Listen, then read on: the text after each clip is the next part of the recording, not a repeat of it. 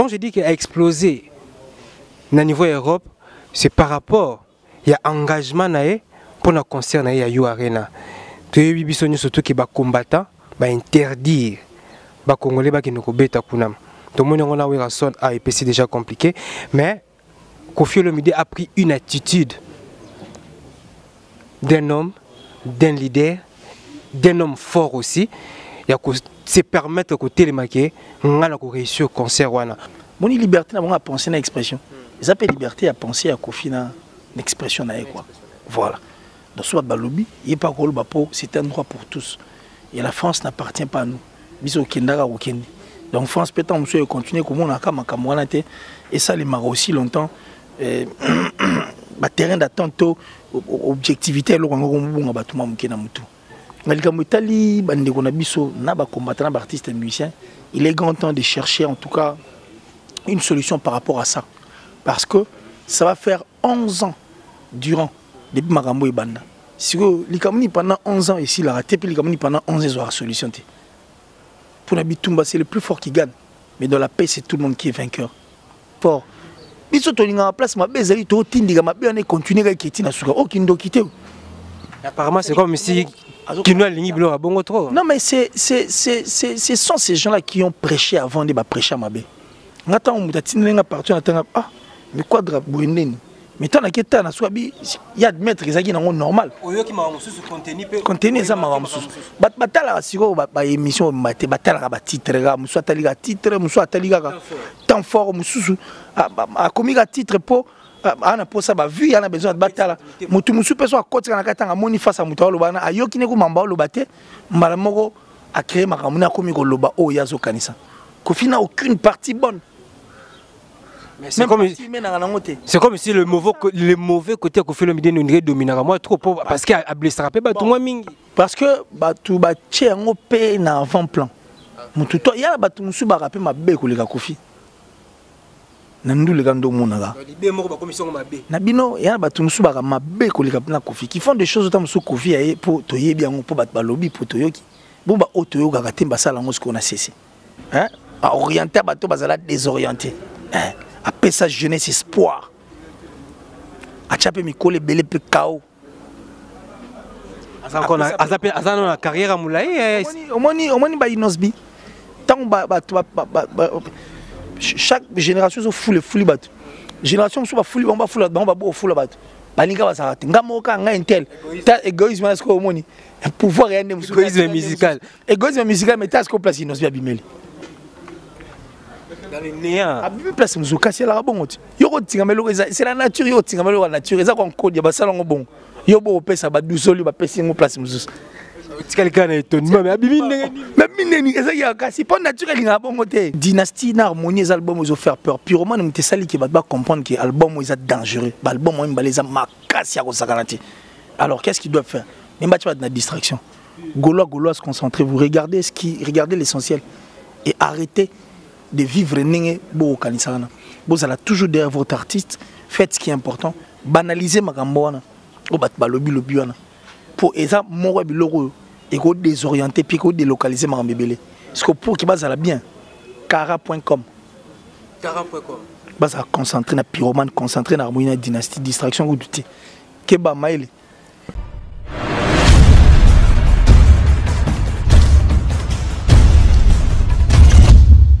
Oui, salut fidèles internautes et chers abonnés de Emergence One Télévision. Donc c'est nous à Mingi parce que je sais que vous êtes tellement nombreux et partout à travers le monde, vous avez la chaîne Nabino Emergence One Télévision.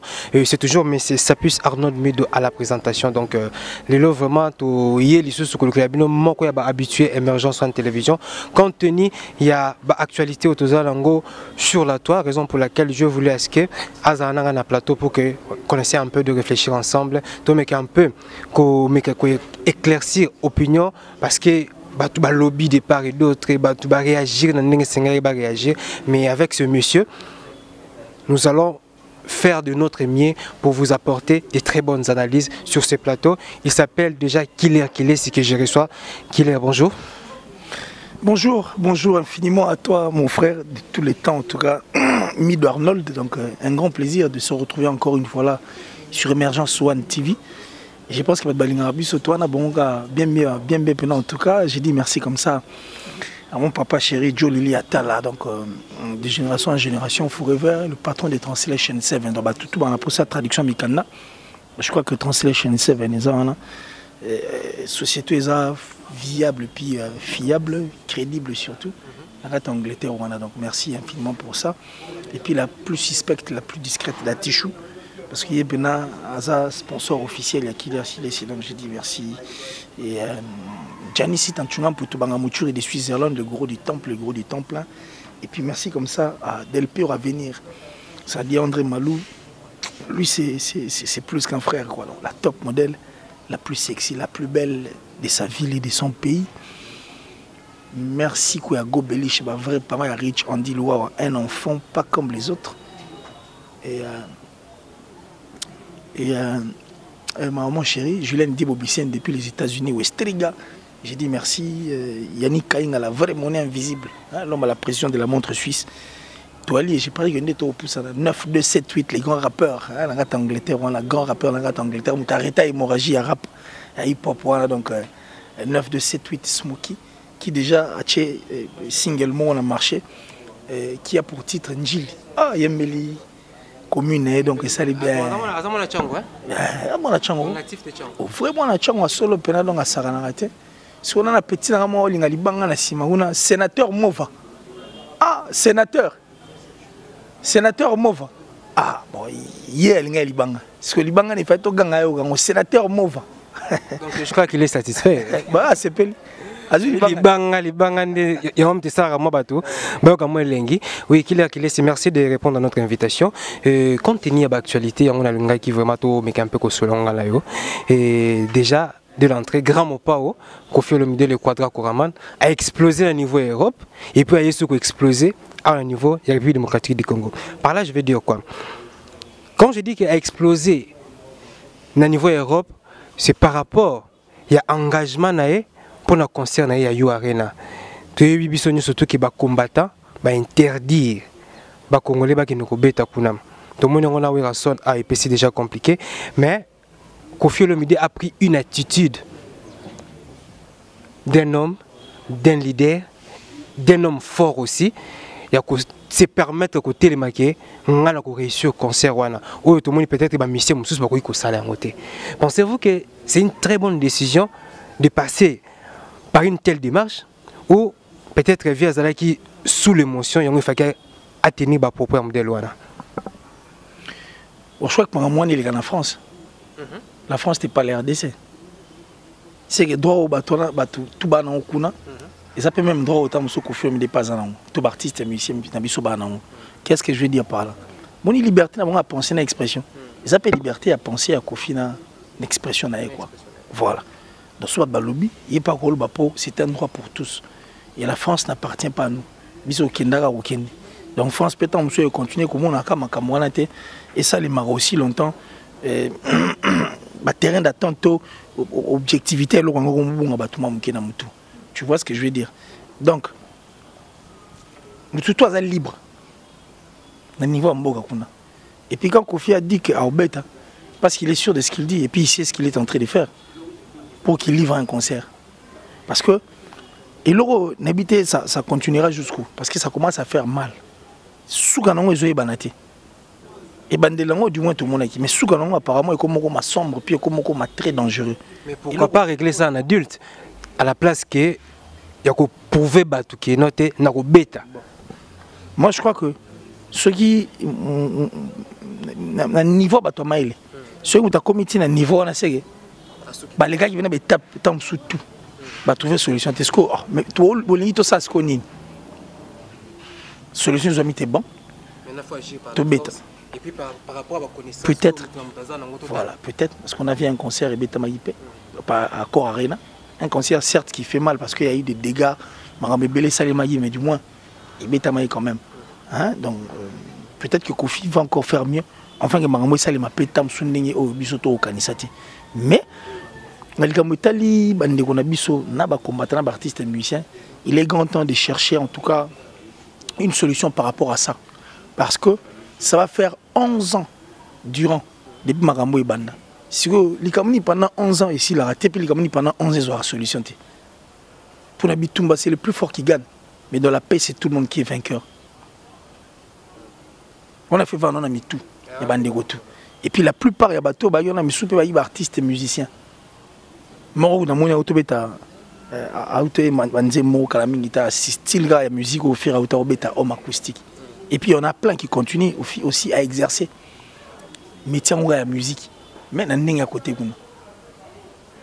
Mais nous craignons est-ce que Bandeko, parce qu'il va promettre, et puis les sous qui notent, il y a tellement à l'obika ko beta pour qu'il pouvoir biso yenda ko subir ko les batu o nyonso tout ba beta a pe batu ba mission ba ko yasima ba ko lapa bon qui laisse moi du loba tout le bango tout à l'heure hein bras de fer mon diga liberté d'expression maman non il s'appelle liberté d'expression quand monsieur Zanon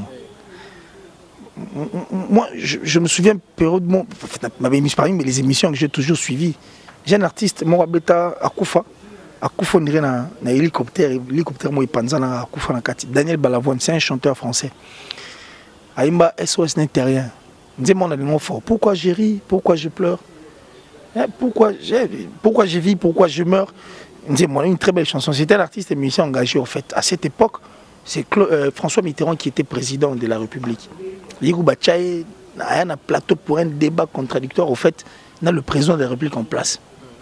On a c'est un autre camp qui était contre ce que François Mitterrand faisait. Mais pour Maramo François Mitterrand dans ça. Donc même la France, c'est pas tout le monde qui vit le bonheur ou c'est pas tout le monde qui est content de voir. Certes, souffrir, on a bien régulièrement, deux fois. Mais on était empêché à Maramo, c'est ça. Et puis empêché à Moussou, à ça là, choix n'est pas comme ça. Kasi biso pe go salima a mais na forme mususu to go solongo pe ndenge mususu to trouver pe solution pour et ça na pouvoir moroté o et ça satisfaire ba tout. À l'époque il y a Mobutu pe il y avait de ceux qui vivaient mieux, il y avait aussi de ceux qui ne vivaient pas mieux. Il y avait de ces musiciens qui étaient aussi privatisés et par qui étaient privilégiés plutôt ce que j'allais dire qui étaient privilégiés au détriment de tout mususu. Vous comprenez? Mais il les a pu bandego on a été période donc moi pour moi il faut toujours trouver une solution pour toujours souhaiter c'est quoi en fait le vrai problème. Puisque vous évoquez le point solution, alors pensez-vous vraiment que bango après il y a quoi accepter solution là il faut que mesure monsieur ou soit le gouvernement s'impliquer dans Makambo pour trouver vraiment une meilleure solution. Mais si ça vaut la peine. Parce que cette solution dont on continue, c'est qu'il faut appliquer la force et arrêter l'hémorragie, enfin que va trouver solution équitable quand j'ai suivi Kofi Olomide, il était vraiment clair. Je expliqué que Bango le bakena préfecture. Préfecture peut azamaïli, bah expliquer que Makambo peut-être à la veille. Mais ce que biso peut toi y a na préfecture, tu expliquer Bango peut Makambo batona bazali. Alors, quelque part, ils appellent que Boumila Bana Mboka appelle le sous Makambouti à niveau de France, on a pour Kobaksa Makambo, Likolo et Makambo. Bon, déjà, Kofi est très intelligent. Et puis, à ça réfléchit. Tant que tu as le choix à la préfecture, parce qu'il y a une préfecture, il faut soumettre un peu de problème dans le banc. Tant que tu as les deux camps. Pour me connaître, il faut que tu aies balèze là. La Kati Moutou, il y a Damé. Donc, le roi Bayogi Bango, Bayoka Pekoto, tant que vous avez Moko, il y a une zéla, tout le monde a piste, il y a une solution. C'est aussi une bonne chose, ce n'est pas mauvais. Ce qui est allé Mabé, je ne pense pas que Kofi allait prendre ses luxes. Il y a encore Mati, dans le niveau, la préfecture pour que Bango va poser Pékin. Donc, le fait de vouloir poser le cas des artistes, musiciens, habiliter les soutiens, qu'on appelle affectueusement plutôt des combattants, alors, la préfecture peut faire un peu côté. Et ça, la peut bien. Vous avez la solution. Ils ont presque dévoilé la stratégie pour nous bébé ça concert on a fait s'il faut pas côté na kati. Il y a salle pour que na kati ba bébé ça baza près au salon. Je sais pas vu que ça déjà moka la stratégie na bango ou déjà dévoilé. Peut-être que na quand il y a Kofi Olomide s'il arrive que concert on est bétami examen là on peut mon à côté mesures sécuritaires. Les mesures sécuritaires à renforcer pour que permettre de faire un malamu. Si mais bilongi bat balu ba bien moti. soit des bon bah ça pris bah ça sur la ndenge ça mais mais justement yo lobby déjà yo muto lobby to za prêt au sala boy soit le ndenge on salem on comprend que c'est toi on était que ils appellent moi erreur de la part pour ce stratégie à le va dévoiler na ba tout mais le va dévoiler muto lobby elongi e bani soit y arrivé au concert et betami ndenge za soué na biso tout soit arrivé au concert et betami soit maman ndenge on salem mutuni il faut interpeller voilà. Et Kozala, ils ont déjà concert à Kofi Olomide, donc concert moko attendu parce que les combattants ne peuvent pas le concert pour que Babibisa et qu'il est. Es-tu vraiment confiant à 100% que le concert wana est réussir? Mais ça c'est de nous tous. Nous tous pour ça biso et ça bon autant tout le bagarre. N'habitez pas nous sur le bagarre na mutemani. Biso tout pour ça monsieur Zara. Moi kozongela ndu le ani ça non. Vous comprenez? Ah, biso tout a rassuré na biso. Et au kozonga ebetama. Puis ça l'a bien. Enfin, que Madame Nabissou est toujours moi parce que 11 ans durant, je crois que tout régressé les d'avancer. Donc c'est un souhait de tous. Moi, mon souhait qui nous les bêtements. Moi, mon souhait qui nous les ongs. Voilà. Merci qu'il est ici. Donc un grand merci à tous nos abonnés. Donc merci à Carlos José et Sandra Mbabou, Mami Dikala. Donc je suis avec Killer qui est sur Obulingaka Mingi et surtout Maître Fabrice Lobogo qui est en auto na rayo. Mais Moussaka parti mon boalbagi bandeko bakomosala contraire makambo bazoki esomba nzombo na boulangerie bakesomba lipa na libongo eloko nitikala nga fort ça contraire makambo. Merci Killer ici et Killer ici je disais que Kofi a lâché 2 bombes. Une bombe au niveau Europe et puis une autre au niveau la République démocratique du Congo. Quand je dis des Républiques démocratiques du Congo directement je vois sortie médiatique qui tout récemment awa Kofi a lobby boy que parmi ou soit bana wingé baza parmi batou ba télémela qui est makasi. Mais j'ai l'impression par rapport à Mme Kofi Alobaki, je sais pas, il était mal compris. To Kofi ba propos na ezala qui réfléchit. Bon, comment ils sont là dit élément na tina suka. Il a admis dans la phrase que ce qui était une concurrence loyale et puis c'est très normal que Wenge pour écouter bon Balini va s'imposer. C'est normal parce qu'il y a une concurrence très loyale. Raison pour laquelle na tunyosko question est-ce que vous avez qui mal compris to peut-être Mabe ya makambo ezanini. Ce sont ces journalistes oyo bazora makambo sans pour autant ba traiter ba comprendre même l'esprit au artiste à l'obéli ba celle on analyse à ça ce qu'on analyse na ndenge à le makambo susu na bato ba benga wana bengi kaka le lote après c'est ce qu'on a dit le muto à lobby abeteleka makambo likolo abaksipe na oye na kati déformation na information ngata on mutatine nga partout na tanga ah mais quoi drap boendeni mais tant que tant na swabi il y a admettre que ça qui est normal oyo ki makambo susu contenu ça makambo susu batala siko ba émission maté batala ba titre ga muso atali ga titre muso atali ga temps fort mususu a commis ga titre po ana posa ba vu yana besoin de batala mutu musu peso akoti kana katanga moni face à mutu lobana ayoki ne ko mamba lobate mbala moko a créé makambo na komi ko loba o yazo kanisa et tant l'information est circulée une information de bouche à l'oreille et c'est des formats rares. Donc on dira monaki, on dira zalaki. Tu comprends ce que je veux dire? Donc c'est de notre travail au fait. Tout ça tout ça on a conscience. Tout ça l'appelle quand pour faire plaisir, je ne sais moi non non non. C'est de notre travail au fait. Notre travail journaliste est au panzabatute. Travail nabiso zali à redorer image et culture nabiso. Travail nabiso zali il a repoussé loin. C'est que notre culture est au pesa biso. Mais par contre biso surtout est au vandeli sur culture en haut aussi longtemps ça cop na biso.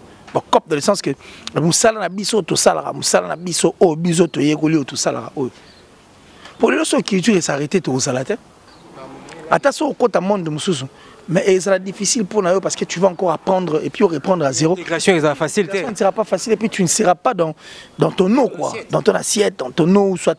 Et ça la poisson moro boulier ça na ya mali lima otomisa nango akina omo eza tiède au vivre était dans aux assiette. On a baleine na fleuve. Ah voilà, tu vois que tu ne seras pas dans ta peau. Alors biso il faut tout ça fort. Biso to linga place ma bezali to tindika ma bien continuer ka kiti na suka o kindo kité. Apparemment, c'est comme si Kinoa Lingi Bilo a bon trop. Non, mais ce sont ces gens-là qui ont prêché avant de prêcher à Mabé. Bis ce que tu continues la prédication au thé. Bis au contraire, il faut tout le gâteau soigner encore l'image. Et puis, il faut tout le gâteau. Si on a vu que la tentation est tellement comme belé, tout accentuer, tout accélérer dans la prière. La prière, c'est quand on multiplie des émissions qui font bien, qui parlent bien. Des très bonnes, des belles émissions en tout cas.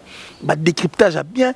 Tu as une source pour prendre l'information, tu as traiter, tu diffuser l'information, des bons sujets, tu as des recherches pour venir débattre sur un même plateau. C'est ça qui compte. Et puis, il y a une prière à ma casse. Au moins, il y a Satan qui la prière, tout ça, il y a la sorcellerie n'est pas un travail d'équipe. Mais les gens, tout est d'accord. Ça dit, si tu es sorcier, il faut rester sorcier seul. Mais comme ça la teke ba misusu ba linganga te pona ba raison oh yo moko yebeli ndenge yo zoki mangai mais comment eteka image tanga mabe enfin que bato ba pembe ba sani ba linganga te et ara bongo ta et ala raté donc biso par contre il faut tout ça la musalo comme c'est alors tous ces sorciers ba bimi na poiselo ba vérité comme mo ba na kotinanga na finga oh ba tinda ba pesa nga so 500 € tala ba voice ba na ngai okutu bango ba bagi na ngabo ezablo au moins parce qu'on avait prié. Mais mission qui toko ya rebelle prière qui toko ke penati na mato ya nzama media tellement prière za na solo qui toko et na mato ya nzama media scène reverser bango ce que le roi va reverser bango ndo kalinga changer sous le diable veut changer notre plan les lois sont un système à voice pour déstabiliser mais il faut te prier encore davantage c'est pourquoi il faut des émissions pareilles prier sans cesse c'est aussi biblique prier sans cesse non seulement prier sans cesse mais puisque la tentation est mingi il faut te battre les sous donc soit Satan a tenté au sud il faut battre sous ou accélérer les sous ou accentuer prière à tout moment prière mise à jour voilà il faut passer au niveau prière parce que tu sais comment vous avez image moi bien bandeko ba ça va bandeko qui va changer sous poté to qui na bango tina suga mais tout en priant et la prière na bi c'est ça quand on fournit et multiplie les émissions il y a eu presque 4 ou 5 4 à 7 ou à 8 émissions comme ça où Wenge ba télémi ba bimi je sais pas ba comprenez que message wana mabe to ba yoka ki yango pa batu même sous ba yoki te ayoki ka et puis en plus c'est mise na Kofi.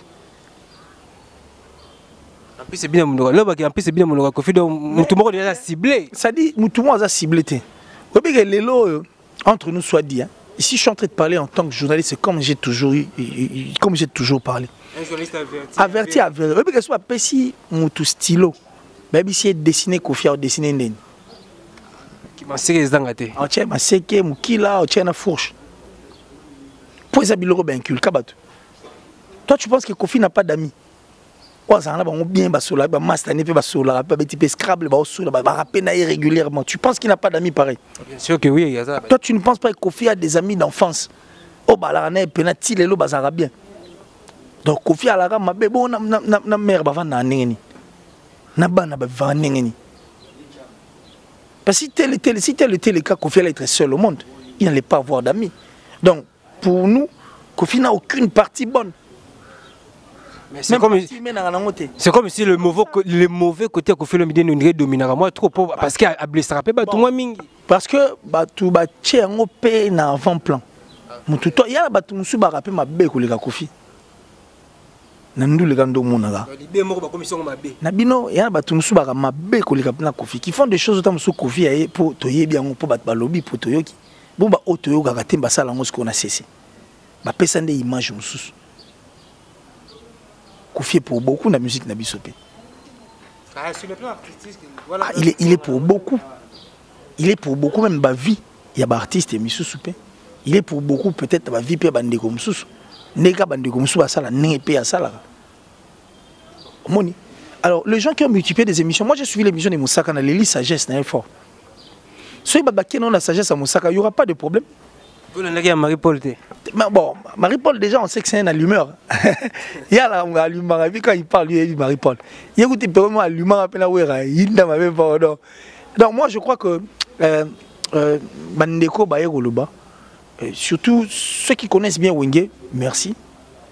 Mais ceux-là, peut-être qui ne connaissent pas Wenge, Bakuti Wenge déjà, et comme Ezali, et comme il peut maison mère, BCBG Lelo, elle Paris, et Baninibo. Bangonde, s'il vous plaît, Balobate. Sagesse à Moussaka, moi j'ai aimé. comme si pe mosaka za pe ma réserve pour abige na boye koma ke obimisi langa veste wana o na kangela ngo mosaka tu réserve coûte pas comme tel assez les sagesse moi sakanate c'est bien au moins que sagesse on est petit na moto te et les canons siko autant ba tika ba arrêter l'émission na munam tout ce quoi analyser à ça le décryptage na ndenge ne bo comprendre c'était dans quel esprit peut-être eux. Parce que tout part de l'intention. Il faut le savoir, tout part de l'intention. Peut-être que l'intention, bon, pas le belongo, batou, ba comprendre autrement. Il y a un te créer ma cambo tout. Ah voilà. Si on a bien temps, tu vas sous calme, tu réyo qui sous émission, tu rétales après toi ils ont un poteau, tu as le décryptage encore ensemble ou après. Au moins que tout ça, on a atmosphère moins bien, un climat moins bien. Mais tellement ils batou, coûter non, à chaud on a bou et qui. Mais tant que tu vas dans calme, tu vas comprendre. Donc c'est dans ce sens-là. Moi je crois que Kofi ndeka na lobaka na base à succès à jeune et belé. Vous comprenez? Il est à la base à succès à jeune et belé. Et moi je vais continuer à l'Uro, surtout que l'esprit a commis c'est un esprit qui personnellement n'a pas beaucoup apprécié. Tout le monde a Kofi avant, un Kofi il est conflictuel, mais un Kofi quand même conciliant les lots. Aroya pe mona qui peut péter jeune moi yeka ba salina épée. Banga ve makasi ko approcher vetara ve yiba bangenge ve boyeboye mo ebinde luba maluba makana. Bon bana bayoka kate bado. Te wana kuti via imango imo mbogelengi. Olinga ka bongo te mbogelengi. Bongo te dis-moi elengi ambo. Elengi ambongo bongo mukolo mbongo aye. Aye nabo aye. Sûr. Donc il est maintenant au conseil non peut pas approcher dans mon Vérambo parce que Vérambo a transmis à moi chaleur un succès. C'est ce que j'ai dit. Moi je ne demande pas aux gens d'inciter Mouta à approcher Vérambo. Il a l'obéliga qui est aussi Kofi parce que Mouta Rosa la cam ma tina sukate. Moi qui veux moto mon Rosa parce que qui veut moto na trouver la honte. Mais tout le monde a quand même que Lelo il est à la base à succès ba jeune et belle. Tant de concernés à Paris la défense. Il a invité beaucoup de jeunes. Au Baozalana, au vivre peu, ils vont profiter de la force de Kofi en fait. Et puis c'est mon peu expansion parce que ça sera un autre monde qui va encore leur découvrir. Et ça peut ouverture. Et ça peut quelque chose de bien. Autre contesté. Vous comprenez? Donc même moi, je suis tout Kofi le baron, et ça comme abbé. Donc Kofi n'a pas comme longue comme maté. Mais bisous tout est bien, c'est comme un vrai ennemi à Kofi le baron sur la tête. Bah cela a sonné ça maintenant ça travaille. C'est dans le passé. Dans le passé mais il a dit. Vous comprenez? Donc, il faut tout éviter. Même si on ne va pas approcher Kofi, mais on peut peut-être vivre avec lui à distance. On va œuvrer dans ma masala. Et ça peut bien. Merci qu'il est moi parce que moi vidéo bossa qui na Inosbi le 17 octobre Inosbi na village Temba, mais quelle coïncidence, le même jour, même date anniversaire qu'il est donc joyeux anniversaire anticipé déjà parce qu'il n'a plus que jour en retour aux Alazar et ben impressionnant les années sentiments les années parce que jour à date anniversaire na yo concert pe ya Inosbi moko il y a défenseur il y a culture ya mboka na biso obiga là il surpris tabi le 17 pe anniversaire na kan il y a seulement mais quelle coïncidence voilà yango mona ya ben ngai muta ozane 5 collègues yo na concert azat et puis ma bangue belé. Ça dit le 17 octobre, c'est l'anniversaire de Killer qui est. Il oh, mais dans mon concert, on dirait, mais bien sûr, concert, il faut s'attendre qu'il est sur podium, maintenant il m'a promis, vraiment, donc ça dit, mais pourquoi pas? Pourquoi pas? C'est une fierté de notre musique. C'est une fierté, c'est un ambassadeur vrai, c'est une personne vraie. Il n'est pas la base à succès, tout bazar. Vous comprenez? Et il aime tout le monde. Donc c'est un vrai quoi. En étant vrai, qu'on y travaille vrai, je crois que tous en Andouille, ça l'a bien, moi, champagne, moi, gâteau. Peut-être qu'Achille au bac, ça le sous. C'était juste une parenthèse, et avant de l'enfermer, donc juste un mot, na Inosbi total, on a minute au Rolo Banainini, et surtout staff Nemo Bimba, et pour le concert appelle les 17. Tigre et le staff d'Inosbi, en tout cas,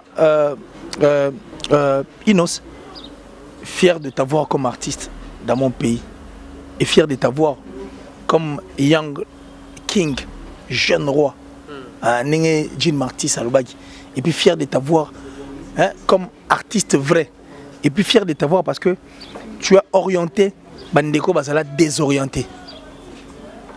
hein, à orienter bateau bazala désorienté. Hein, après sa jeunesse espoir.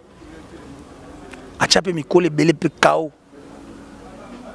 Asa na carrière à Moulaye. Omoni ba inosbi. Tant ba chaque génération se foule bateau. Génération se foule ba foule bateau. Balinga basarate. Ngamoka nga intel. Ta égoïsme est-ce que omoni. Pouvoir rien de égoïsme musical. Égoïsme musical mais t'as ce qu'on place inosbi abimeli.